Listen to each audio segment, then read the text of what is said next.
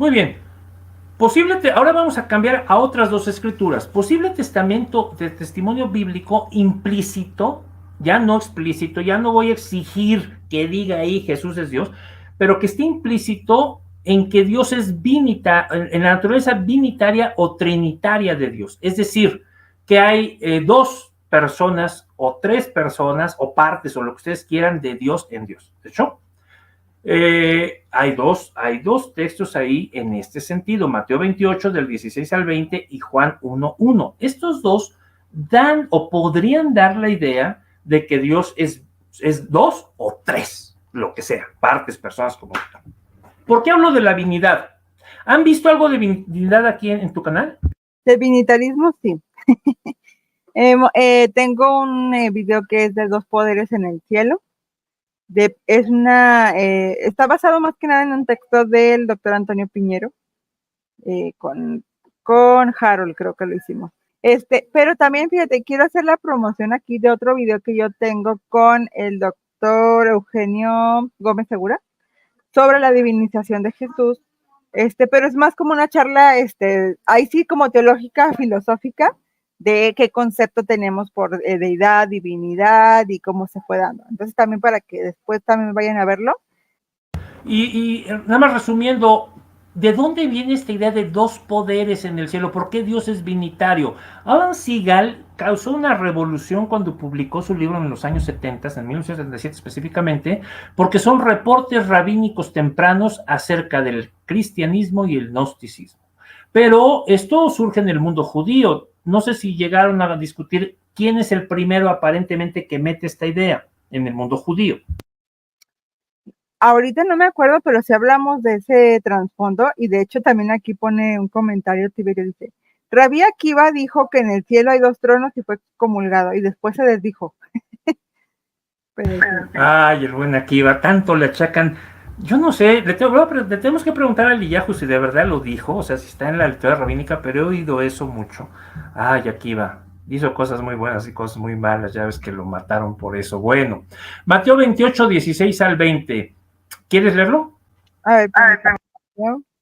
Dice: pero los 11 discípulos se fueron a Galilea, al monte donde Jesús les había ordenado, y cuando le vieron le adoraron, pero algunos dudaban. Y Jesús se acercó y les habló diciendo: toda potestad me es dada en el cielo y en la tierra. Por tanto, id y hacer discípulos a todas las naciones, bautizándolos en el nombre del Padre, y del Hijo, y del Espíritu Santo, enseñándoles que guarden todas las cosas que os he mandado, y aquí yo estoy con vosotros todos los días hasta el fin del mundo. En el nombre del Padre, del Hijo y del Espíritu Santo. Ahí no dice que Dios sea tres en uno, eso no está ahí. Pero nuestra mente nos juega a veces la trampa porque venimos de esta cultura trinitaria, entonces decimos, ahí dice, no. Ahí está señalando una fórmula de bautismo en el nombre del Padre, del Hijo y del Espíritu Santo. Ahora, eso suena tanto a Trinidad que es posible que esté hablando, sí, sin duda, o sea, aunque no diga ahí explícitamente, podría ser que está así porque en ese momento la gente, cuando está escribiendo, ya la gente cree, sí, estoy de acuerdo que esa es una posibilidad.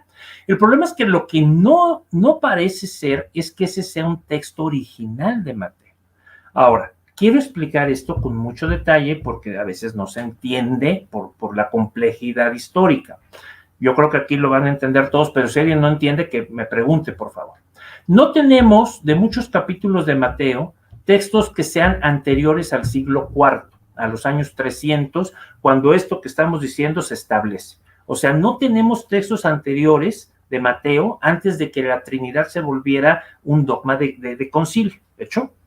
¿Por qué no los tenemos? Porque no hemos descubierto manuscritos de esos pedazos, del capítulo 7 al 10, del 15 al 19, el 22, del 27 al 28, esos no los tenemos. Lo más antiguo que tenemos son del siglo IV para acá, ¿de hecho? Por lo tanto, no podemos saber cómo leían esos versículos antes, por ejemplo, este pedazo, no lo sabemos. Sí lo sabemos a partir del siglo IV. Y hay un problema con eso. Que el canon décimo de Eusebio, en el número el 355, aparece en el versículo 9. Aquí es donde empieza lo complejo. Entonces lo voy a explicar con mucho cuidado. Aquí tengo un manuscrito, cualquiera, no les voy a decir cuál, pero el que sea. En los manuscritos más antiguos a Eusebio se le ocurrió una idea genial. Eusebio de Cesarea, estoy hablando de este señor, ¿se acuerdan? El que escribió Historia Eclesiástica, el que recibe la orden del Constantino de hacer las 50 Biblias, de las que creemos que tenemos al menos 4 ejemplares, ¿se acuerdan? Bueno, a él se le ocurrió la idea de dividir toda la escritura en pedacitos. Todavía no había capítulos y todavía no había versículos. De hecho, no los va a haber durante 1000 años más, o sea, no va a haber. Por lo tanto, porque se inventan hasta el 1200 y el 1500 y feria.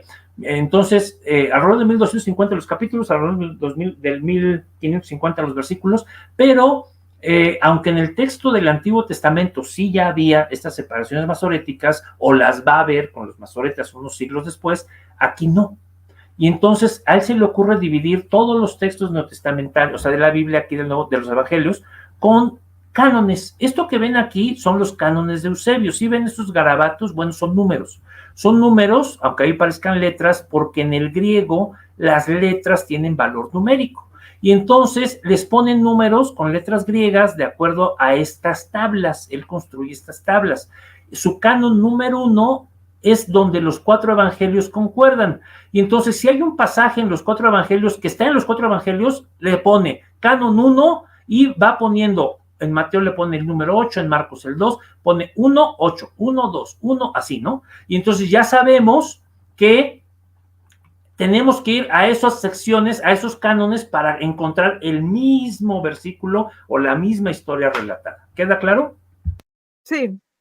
Ahora, ¿qué quiere decir esto? Pues que esos cánones son bastantes porque el canon 1 tiene los 4 evangelios donde los 4 concuerdan, el canon 2 es donde Mateo, Marcos y Lucas concuerdan, el canon 3 es donde Mateo, Lucas y Juan, Mateo, Marcos y así, ¿no? Y entonces en el último canon, en el canon 10º, lo que es propio de Mateo, el número 355, el canon 10-355 está aquí, 355-10, ¿lo ven? En los textos críticos buenos como el Nestlé Aland se añaden los cánones de Eusebio para que aquellos que trabajamos con manuscritos podamos saber rápido cómo está en el manuscrito y si tienes los manuscritos vas y buscas.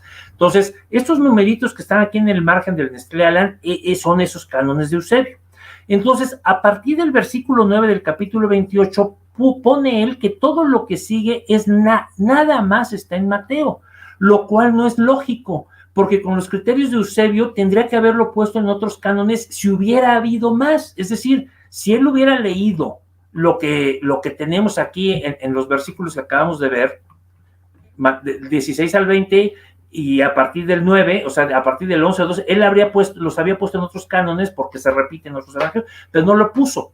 Entonces, para mucha gente, este es un indicativo claro de que Eusebio no conoció el evangelio de Mateo con ese final que hoy tiene. Y se postula como hipótesis que ese final de esa forma de bautizar, en realidad surgió en el siglo IV, V, lo que fuera, y se añadió a los manuscritos porque estaba hasta el final y cabía muy bien en el pedazo en blanco, pero que no es un texto original de Mateo.